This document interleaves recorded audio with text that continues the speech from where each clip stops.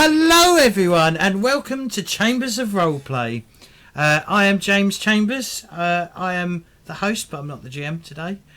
We've got some faces that you may recognise. We've got definitely a face that you'll recognise, which is Mr. Guy, who's been on before.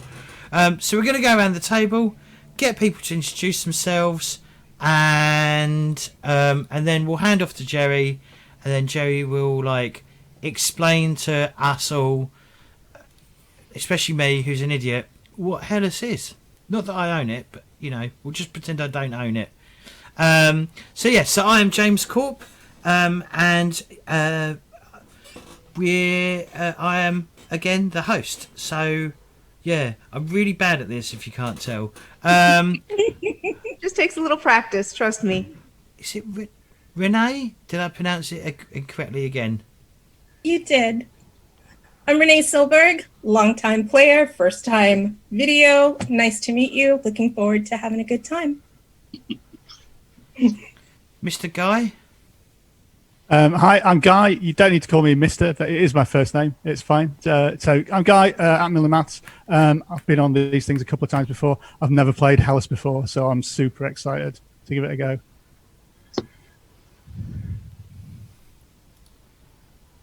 Alice?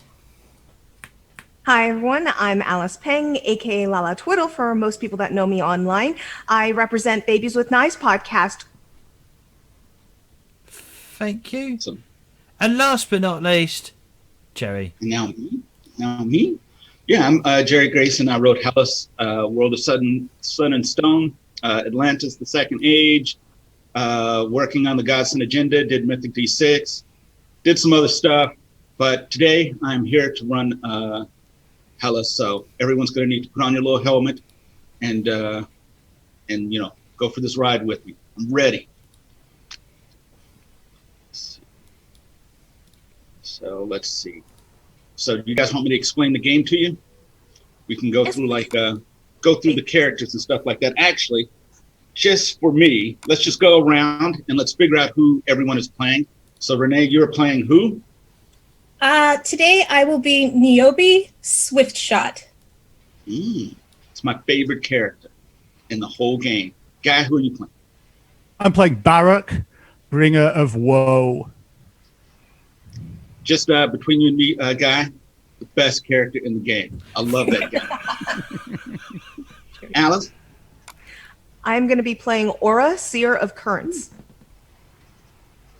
Aura's a personal favorite. First character that I wrote. The whole game is based on her. Without her even playing in the game falls apart. And Mr. James? I'm playing Iron-Armed Iolus, who's Beautiful. a Hellion, I believe.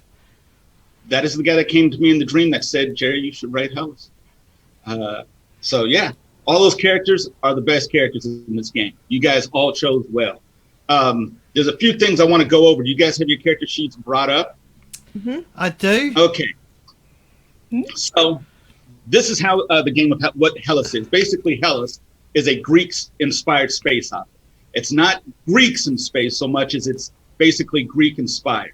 So there's no Earth involved. It's not the far future. It is its own entity. It's realized itself.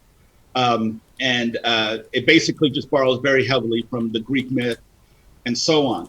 So in the game, you play a character who's larger than life. You are a hero, not a hero in a comic book traditional sense, but a hero in the Greek, space operatic sense. You're not necessarily always a good guy. What's that? Hercules, beautiful. That's a great example. Theseus, Perseus, Bellerophon, characters like that who weren't always necessarily the best human beings, but they did things that were larger than life. And they did them because it's essentially the right thing to do, or, in their paradigm, it was the right thing to do. And that's what we tried to do here in HELLAS. So the first thing about your character is your name, which is incredibly important in HELLAS because essentially you want people to sing songs about you, write stories about your character. So let's take, for instance, Aura, Seer of Currents.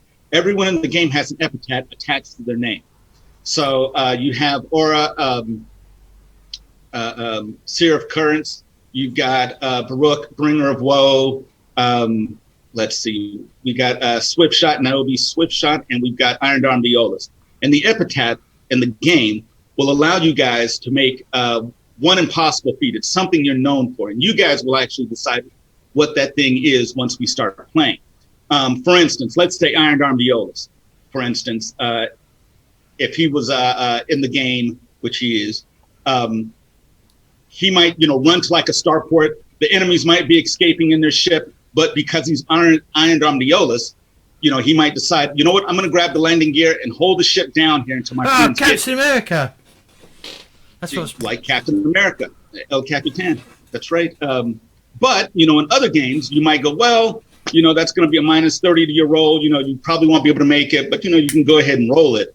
In this game, you can activate your epithet, and you could say, because I'm Iron Arm Violas, I'm known for these feats of strength, I'm going to hold the ship here. So once per game, you are able to do something that normally should be impossible, but your character is known for it, and that's why it's attached to your name.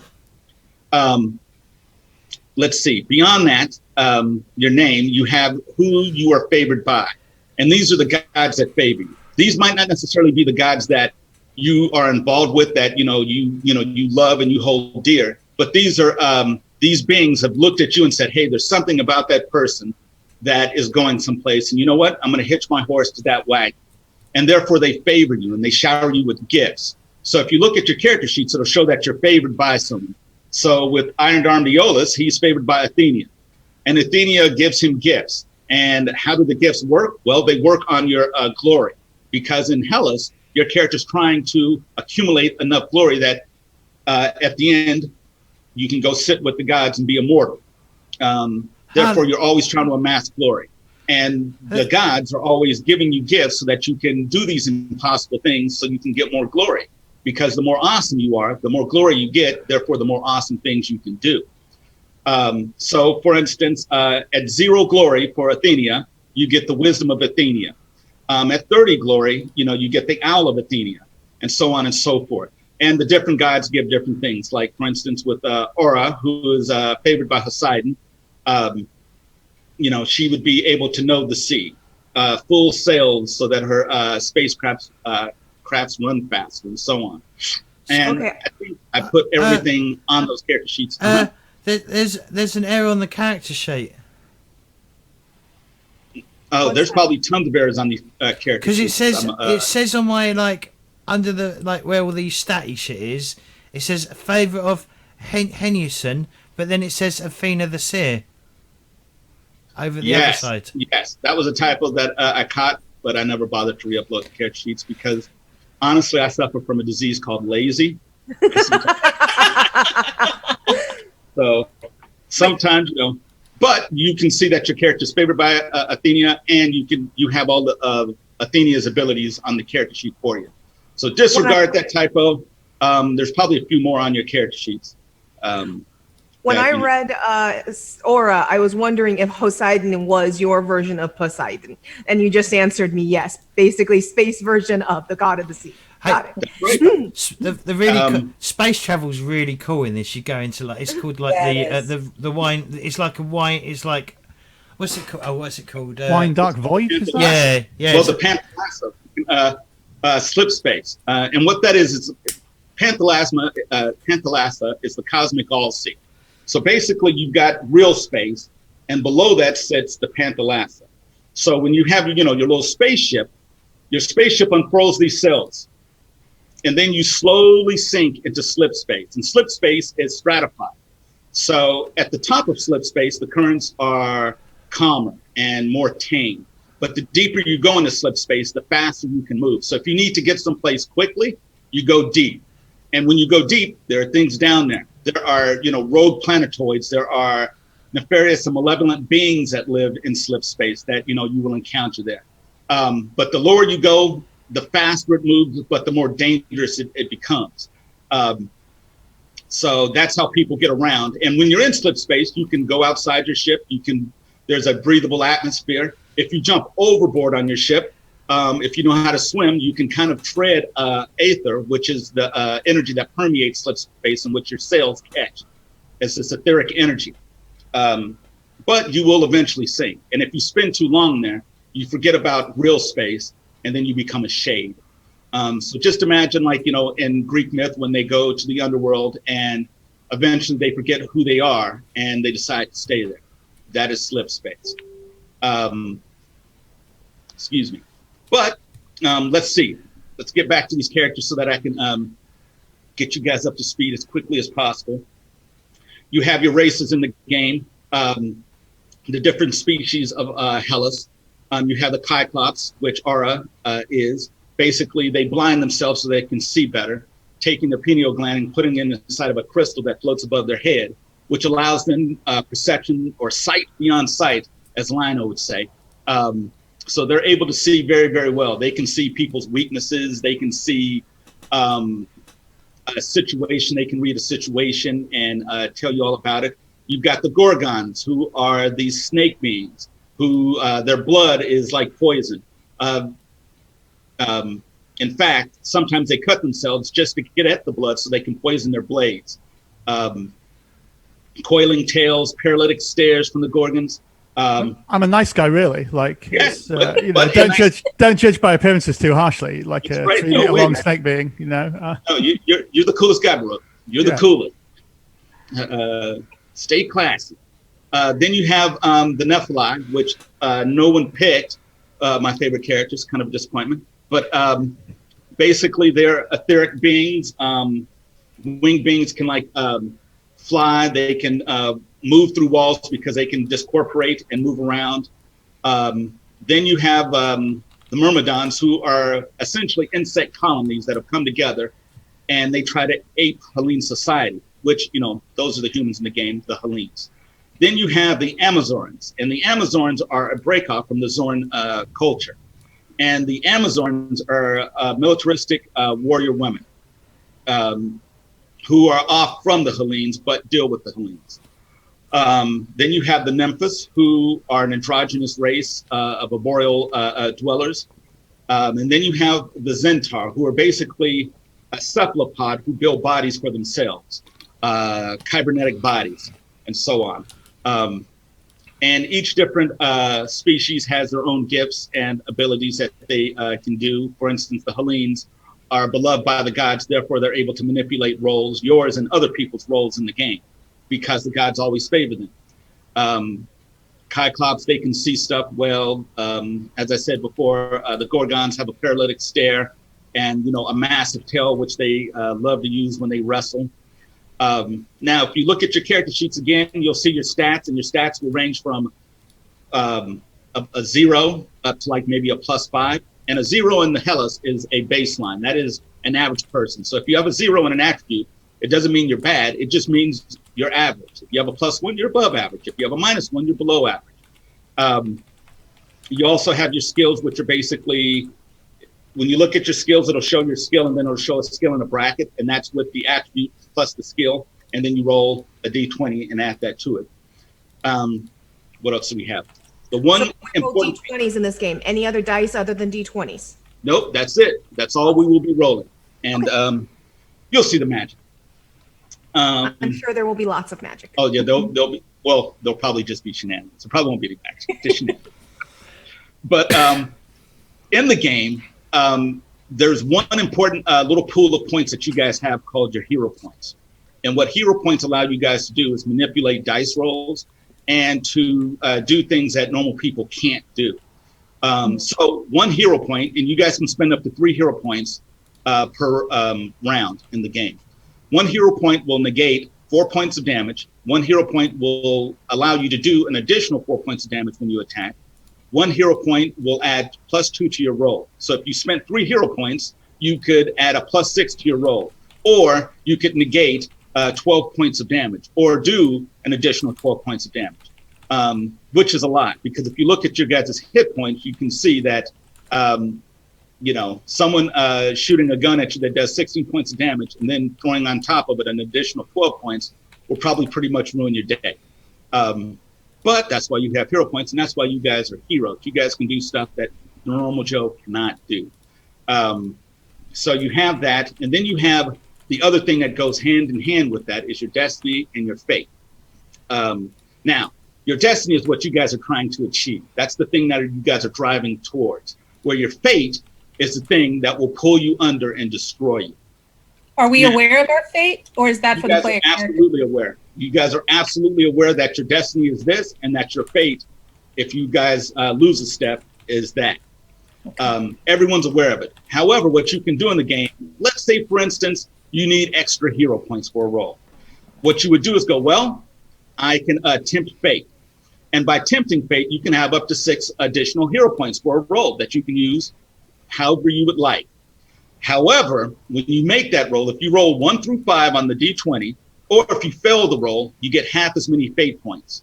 So if you took 6 fate points and you rolled a 1 through 5, even if you succeeded at the roll, you would still get 3 fate points. And once you have 10 fate points, you're done. You've achieved your fate. And I reach across the table, take your character, rip it up, tell you to get out of the house. I don't even want to see you again. You're dead to me. So that is your fate. Let's see. Oh, and the last thing is basically how the system works. Basically, in the game, you have to roll an 11 or higher on a D20. So you take the modifier, which is the degree of difficulty, which I might say, okay, it's a -10 to your roll, let's say. But you have, let's say we're going to do a fighty fight, and you have a weapon skill of +5, plus you have a combat rating of +5. That would give you a +10, which means you roll a D20 +10, -10. Or, you know, if you only had a +3, it would be +3 -10, so you'd have a -7 to your roll, and you need to roll an 11 or higher. If you do, you succeed at your task. If you roll a 6 through 10, you get a partial success, meaning that you succeed at what you're doing. However, there's a complication involved. So in combat, you would do probably half as much damage as you intended to do. If it was you jumping over a chasm, you would jump over the chasm still. However, you might land on your belly, and now you're crawling for perches to make it over that chasm. However, you still made it. And if you roll a 1 through 5, that is a failure. If you roll a 0 or less, that is the critical favor. And that's when we just start bringing the pain in buckets. 20 or higher, critical success, awesome things happen. The world opens up for you, and people love you. So Eric, that is... Sorry, can I ask a question just about hero points? Can we spend them after we've rolled, or do we need to invest them first? Yep. So if I miss a roll by 2, I can chuck a hero point at it and be like, right, yeah, it goes by 2. Cool. Absolutely. So that is Hellas in a nutshell. Does anyone else have any questions or anything they'd like to ask? It's an if and but system. Got it. On a D20. Yes. Sounds good. That's Beyond right. that, if we, that was a lot of info download, so I'm certain you can just repeat little bits as we play. Oh, yeah. No, I just want to get that out there for anyone who might be watching and going, oh, did not know that. However, I'm going to completely take care of you guys. And so, you will not be able to fail in this game. Or I should say, the only reason you will fail is because of any type of gross incompetence that I might hoist upon you. However, you guys are front loaded for awesome, and you guys are ready to play. And that's what we're getting ready to give you. So are you guys all ready? Yes. I'm ready. Go for it. Okay. So you guys are aboard Aura's ship. She is basically taking you guys basically to a funeral for a gentleman called Staros, who you guys have all encountered and you guys all had misadventures with in the past. And basically, he was the person that took you guys under his wing. At one time or another, you guys were all young, unseasoned heroes doing your thing, and somehow you got sucked into an adventure with this man. And he took care of you, and he loved you. And maybe in some small part, you guys loved him back and respected him.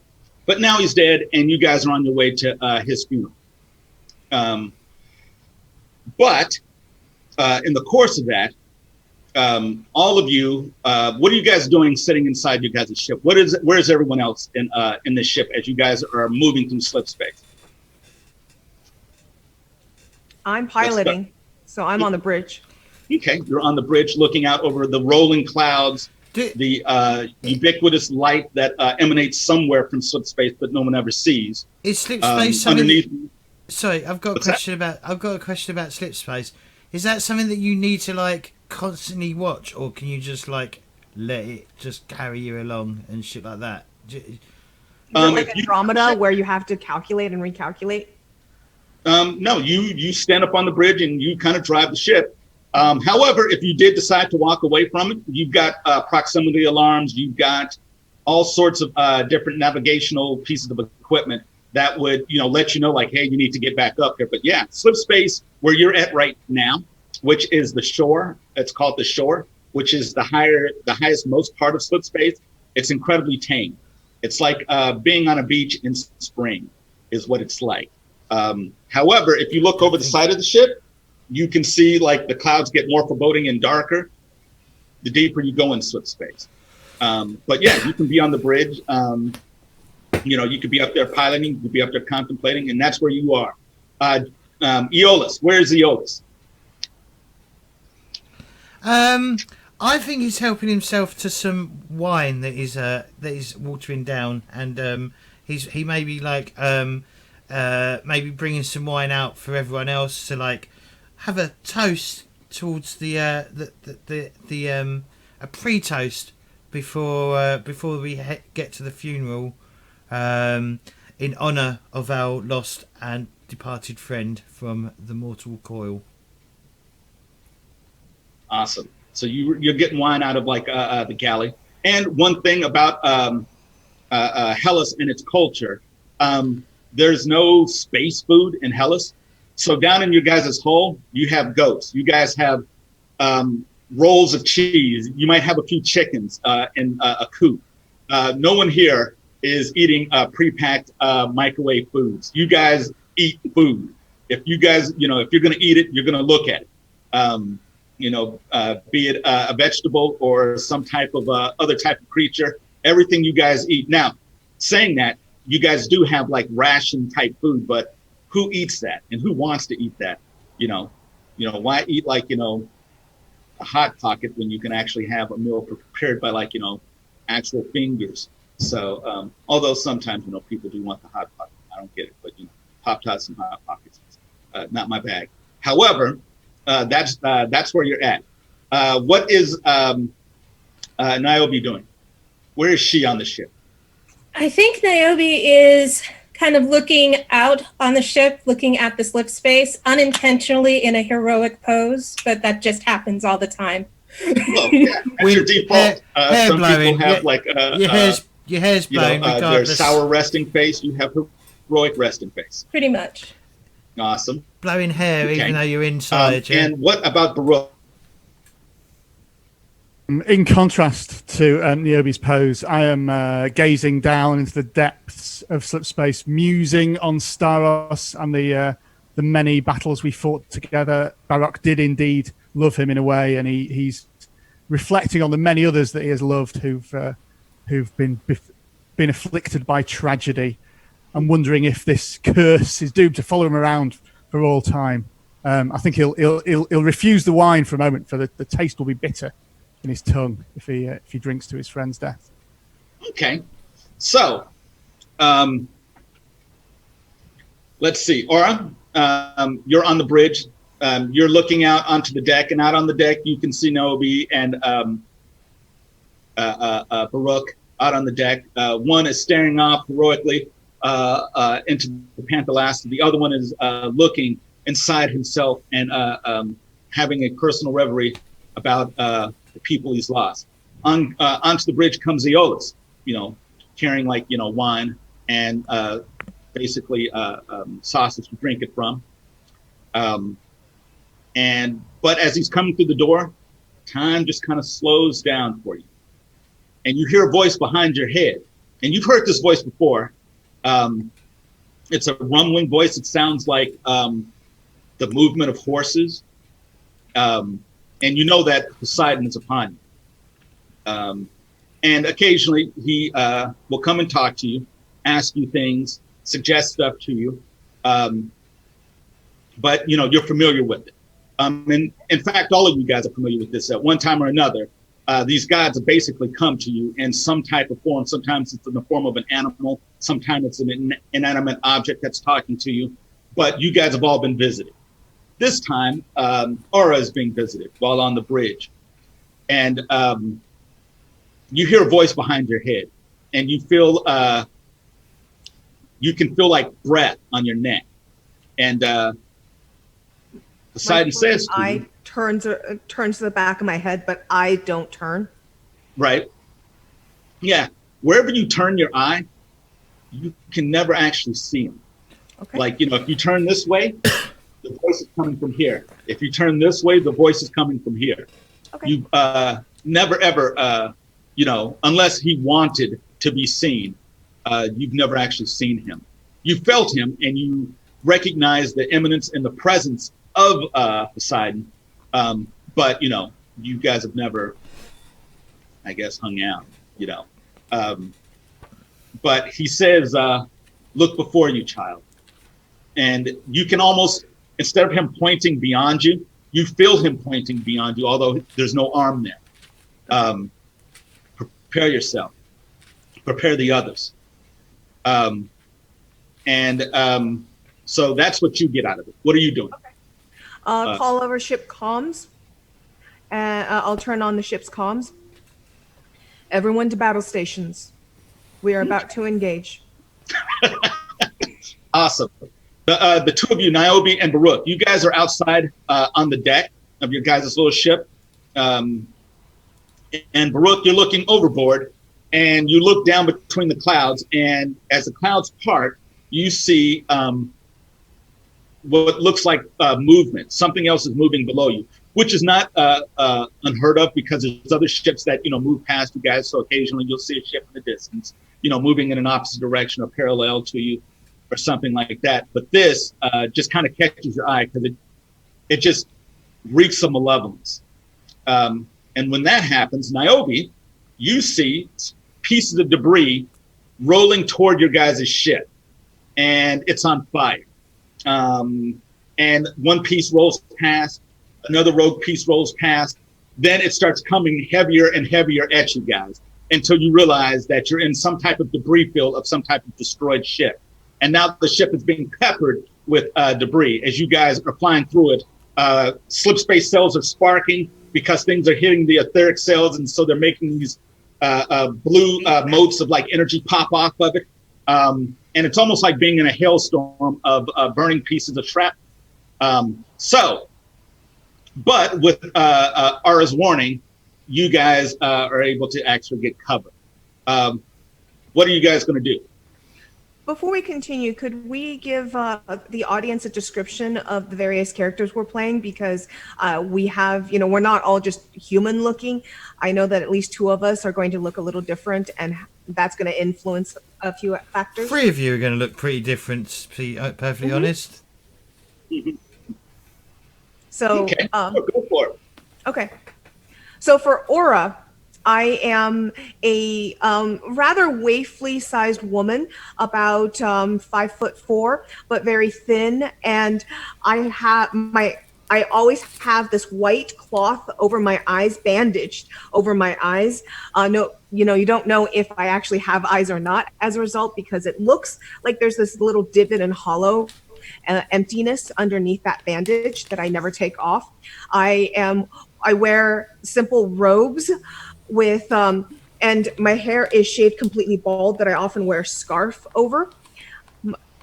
To my side, I carry a satchel that is generally overfull with navigation charts and scrolls and various other implements of writing, paper, ink, pens, and such like that are often always carried by me.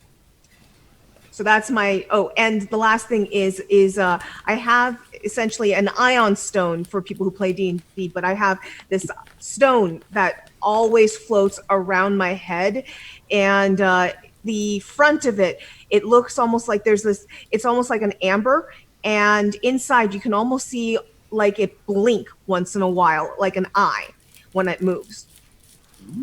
I like it. Okay. Who else wants to describe the character? God, you go for it. Yeah, I should probably. Barak does not look human at all. I am maybe a 10-foot tall serpent with the torso, like a humanoid torso, the top of it. So serpent tail, topside human, kind of green reptilian skin, braided hair. At the sight of the debris coming in, I'll immediately just adjust my kind of combat harness and grab a shield and a sword, to my side and start trying to bat away debris. Doesn't really carry much in terms of equipment apart from his weapons of war. They're all he needs to do the job that he needs to do. Awesome. And then Niobe. What is Niobe? How does she look? I feel like Niobe is probably fairly tall for herself. Loose skin, blonde hair, as the drawing indicates, is all well and good. Something to note about her, as heroic as she is, she looks like she's only about maybe 16, 17, maybe on a good day, which is really frustrating when you're trying to be heroic and people say, move out of the way, kid. She's dressed in armor, cuirass, has her weapons at her side. Actually, I think she pulls a pistol, goes over to Iolus, grabs one of the drinks and toasts him, toasts stars, takes a quick sip, puts it back, and gets into position. Okay. And then Aeolus? So I actually, because I'm playing a Hellion, so I'm actually like, I'm the closest to like being human than everyone, but I do wear like full on heavy like Greek, maybe like 300. If you think about the 300, the film, I'm probably like that, but rather than being naked, like on top, I've got like full on like almost Centurion armor, I'd say. Actually, I could show you what I look like because I want like the character is like on the front of the cover. You know, the drawing is that exact drawing, and he's got He's a large a Spartan for anyone who well. Yes. I don't know if looks he's like is he a Sparta. Spartan? I don't know if he's a Spartan. I don't know. I'm not. Nope. No, he is. Okay. He is definitely a Yep. He's Spartan. got that sort of armor. He's probably a Was bit glum Spartan. as well because his home planet recently got destroyed as well, if I rightly remember, in the actual law of the planet, law of the thing as well. But no, yeah, he's serious. He's like, yeah, he's definitely not me. He's fit and buff, and he's got a mighty shield. Oh shit! Seems there we go. He's back. Okay, good. And a different whatchamacallit. Welcome Okay. back, James. That's right. Did he fall out? Yeah, he's Got frozen. his subscription out and then dropped out, which is Yep. actually kind of cool that you fell out afterwards. But okay, so what is Aeolus on the bridge doing? Debris outside, peppering the ship now. What are you doing, Aeolus? We'll go back the other way. Uh-oh. Have I conked out again? Nope, I can hear you. Okay. I can hear you. Well, I'm gonna because I'm a professional warrior, according to this, a professional warrior. So I'm gonna just start I'm gonna start going. Everyone take cover. Just make sure get everyone safe and not putting themselves at risk from this flying debris. Okay, cool. And what is Aura doing? Your ship is being pelted. Your etheric cells are popping. Yeah, I go to the panels, the navigation panels, and I start evasive action. Okay, cool. And in fact, I'm going to, at that point, take in the sails, and I'm going to go into manual thruster piloting. Therefore, I'm not I'm going to basically shrink our footprint as small as we can. Okay, so you're making your profile smaller. Now, when you do that, because obviously you've sailed the ship before, you won't be moving as fast, and Right. you will gradually start to sink, because essentially you're taking away what's dragging you along.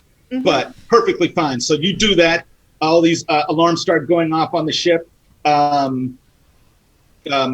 but you guys are continually moving forward, and then you guys see the ship just kind of roll past you on fire. You see bodies trailing behind it. Let's see. Aiming for life signs. Well, let's make some rolls here. Sure.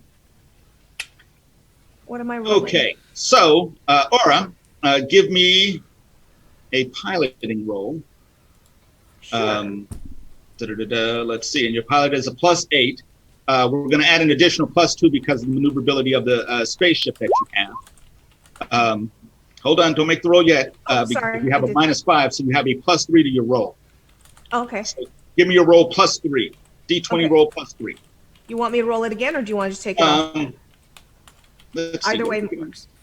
You rolled what is that? A 5 plus 10. You would have still gotten a success even with just a plus 3 as opposed to a plus Cool. 5. So you managed to keep the ship even though like the ship is flying through this debris. Aeolus, give me your professional skill, if you would. Okay. You've got a profession. Give it to me at -5 because you're trying to yell over these claxons that are going off inside the ship. But give me this roll and we'll do something with it. And yeah. Okay, I've got a 17. 17. Okay. Awesome. So your training kicks in.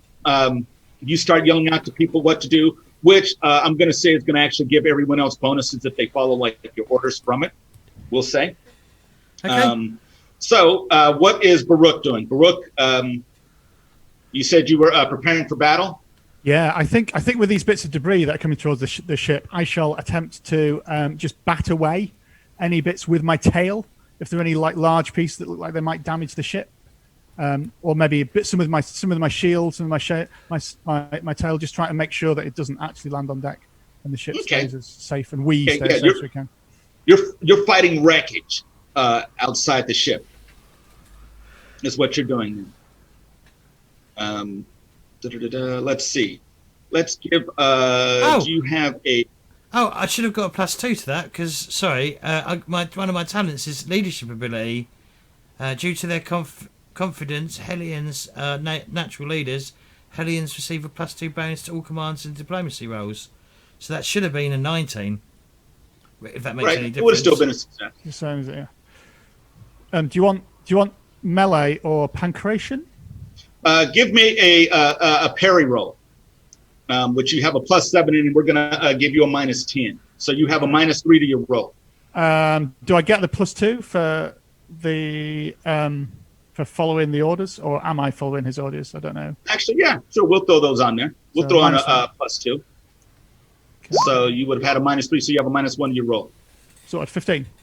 15. Okay. You guys are watching outside the window. Baruch is still outside, and a piece of debris comes right at him, but he kind of moves to the side and bats it out of the way, and it careens off into oblivion. What is Niobe doing inside the ship? Avoiding things coming at her, but trying to identify what I'm seeing. I'm looking for an insignia. I'm looking for something to identify either the ship or the people that have felt a misfortune. Okay. So you guys can be inside the ship, or you guys can be outside on the deck. So you two are still outside on the deck, correct? Niobe and Baruch? Yep. Okay. Okay. So give me an investigation roll. An investigation, let's see, do you have investigation? You might not have it. I do. There you go. So you got a +6. This is pretty easy. So just go with the +6. Please add 6 to that. That is a critical success. Okay, this is what you see. There's debris from that ship. And it looks like it was some type of battleship. However, you look over the edge and you see another ship, a smaller ship that is kind of listing on its side and slowly sinking into slip space. It's on fire. There's smoke issuing from it. It's on fire, but it's slowly sinking as you guys are passing by it, because you guys are kind of coming out of this debris field right now. So that is the scene right there. You know, Baruch is out there kind of batting stuff away so that it doesn't damage the ship. Aura is maneuvering the ship. Aeolus is barking orders, and Niobe is looking over the side and seeing another ship that is also on fire, smoldering and sinking deeper into slip space. I mentioned that over comms in case that might be important. Okay. Aura, you didn't pick up any life signs from this debris field. Everything out here was dead. Including the people in that ship that she just mentioned? Yeah. No, that is a completely different story. Now, another thing to explain is that Hellas is a sci-fi game, but it's not Star Trek. And the weird part about Star Trek is that there's technology that does everything, but really nothing because, from episode to episode, you're like, well, why don't they just do what they did last episode? It seemed to work. In this game, you can scan for life signs and use your sensors, but your scanner will not differentiate between Aeolus and Niobe. It'll just say, yeah, there's something on the ship, but it won't, you won't be able to tell that, someone's heart is racing on the ship or all the magic that. But there are living beings on that ship. Yes, you will be able to tell that there is stuff on them, which you do fine. Okay. I will immediately relay that over comms back to Niobe and everyone else. And I will start setting up. Do we have any sort of transfer pods or any sort of shuttles or anything like that I could send off my ship? You have grappling hooks, and that's how you guys do boarding actions. Basically, you grapple another ship, and in slip space, ships would grapple, pull to one another if they're not sitting there just shooting, bolts of energy at each other, and they would board one another's ship. So yeah, your ship is definitely equipped to be moored to another ship. Are we out of the debris field at this point? Yes, you guys, the debris field is gone. Basically, you have to circle back around and go a little bit deeper. Great. So I will call over comms, brace for boarding. All of a sudden, like a chameleon, head popping out, the sails will pop out, the ship will go back to full size, and I will drop those grappling hooks and hook on after I call brace for boarding. Okay. You guys grapple the other ship, and it's a little touch and go because the ship has no power. Your ship has power and it's trying to maneuver. But essentially, that ship is kind of slowly dragging you guys down. It's also on fire. Once you guys look over onto the other deck, it looks like there was a battle here. There's what looks like maybe the guards or security that were on the ship. Some of them are tethered to the ship so they didn't fall off, but they're dead. Big old holes in the side of the ship. Smoldering, looks like laser blasts or some type of etheric weapons blasted through the ship. And what does kind of trouble you guys is that you guys see a few dead harpies there as well. And harpies are known to live in slip space. Humanoid beings, feathered arms, just, rough trade, these harpies. But you see a couple of their corpses. Does this look like it could potentially be a trap to drawing I guess I'm going to call it sailors, drawing sailors? Oh no, absolutely. Give me an instinct roll. That is what you would do. You would trust your instincts. Give it to me -5. So you'd have a +3 -5, so you'd have a -2 to your roll. So, tapping on the tactician bit that his roll's done. I'll let you deal with him first. Okay. So let's see. Got a 7. That's a partial success. Meaning this very well could be a trap. You don't know for sure, but you're looking at it, you're like, yeah, there's a ship here, it's enclosed, it's sinking, other ships drive by. Very well could be a trap. All right, because I assume I'm now on deck. I'll be like, if we're gonna approach this, we may want to approach this as a trap. Fortune favors the bold, Aeolus. Let's have some fun. Today is not the day we die. We may have people to rescue on that ship. Surely, if the harpies had raided them, they'll have flown off by now. Question: what do we know about harpies' intelligence? Are they cunning or are they sentient? No, they are both. You could actually talk to one if you wanted to try and reason with the harpy. You absolutely could try. They're not just murder machines of malevolence. So they're not Jason and the Argonauts harpies. They're kind of, would they poop in your food? Maybe if given an opportunity. But if their needs are met, they don't have to do the things they did to what's his face in the story of Jason and the Argonauts. But yes, no, you could definitely reason with them. You could, and people have been known to have them as mercenaries.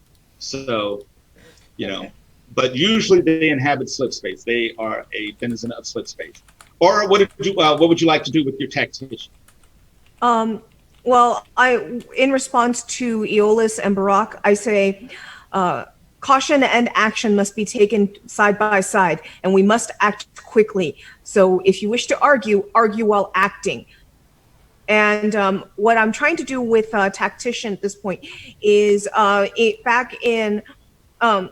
is take the ship and try and catch a current or two, basically catch a wave or two to try and basically pull us up further. Since we are starting to sink, I'm going to basically, like I said, I make our size as big as I can, try and catch a current, but now I'm going to actually use navigation and piloting to try and catch an actual wave to take up and over. Okay. Give me a piloting roll -12. This is really difficult for you to do. Okay. I'm not sure. So -12, so it'd be a total of -2. Okay. So give it to me -2. Okay. Yeah, I don't think it's worth me blowing. So I can blow hero point. I don't need to blow my seer of currents yet. Blowing the hero point will give me a +4, right? Right, but you can do that after the roll. So you might be able to crush the roll and not have to spend it. So, I didn't crush the roll, it looks like. I only rolled a 7. Okay, so if you spent 2 hero points, that would get you to an 11. Okay. Then I will spend the hero points. Awesome. Okay, so before you guys go out on deck and decide to board the ship, Ara does some fancy maneuvering, and it looks like she's about to crash, you guys, because she kind of tips the ship and leans into an etheric wave. But obviously, because of her wisdom and acumen, as seer of currents, she manages to catch an updraft that pulls not only you but the ship a little bit higher up into slip space, so that you guys. 12, Aura, that was excellent. That's right. Thank you, Niobe. Watch their backs. Oops. Go on. Watch their backs. Those two like to argue. You like to act. Right. Of course. Indeed, watchers. Aura is wise. You heard her, ALS. We should argue while we board this ship. Come, let us argue and charge into adventure. That's right. Add 3 glory to your character arc for your fancy maneuvering, because that's another thing too in this game that you just if you're running the game, give glory on the spot, man, because it will motivate people to do the most ridiculous things. It's awesome. So what does glory do for me again? Basically, glory. That's the score. That's the points. I see it. Yep. I'm at 25, so I got 1 glory. Got it. Nope, you got 3 glory out of it. Oh, I got 3 glory. I heard 3 glory. Okay, cool. You up to 28. Now, if you look at your character sheets also, the more glory you have, the more gifts that you are favored with by your god. Yeah, 2 more points and I get a new thing. Yep. So as the game is played, your characters are moving on up, kind of like in the Jeffersons. But so yes, you move up, and then who's going over to who's boarding the other ship? I guess both myself and what's your character's name, Guy? Baruch, yeah. Aeolus is, and I am too, and we're continuing to argue about whether this is a good idea as we barrel over, I think. I'll take a position as they're heading down so that I'm able to keep an eye out and make a swift shot if need be. Again, I would like to point out, it's a heroic position. Okay. So is Niobe going over there? Yeah. Okay. She's holding as they go down. She's watching their back. Yeah, she's their overwatch. Awesome. Okay. So you guys jump over to the other ship. You guys get your footing. Was there anything in particular you guys wanted to do before you went into the ship? Or you guys boldly marching in? Or you guys trying to... Shall we take a break before we proceed? Oh, absolutely. Yeah, let's do that. Cliffhanger. So take a little break. 5-10 minutes. Okay. All right. And I'll go do push-ups, or not really. I'm not going to. All right. We will be back in 5 or 10 minutes. So don't touch that dial. Beautiful. Yeah. Don't. And leave your cameras.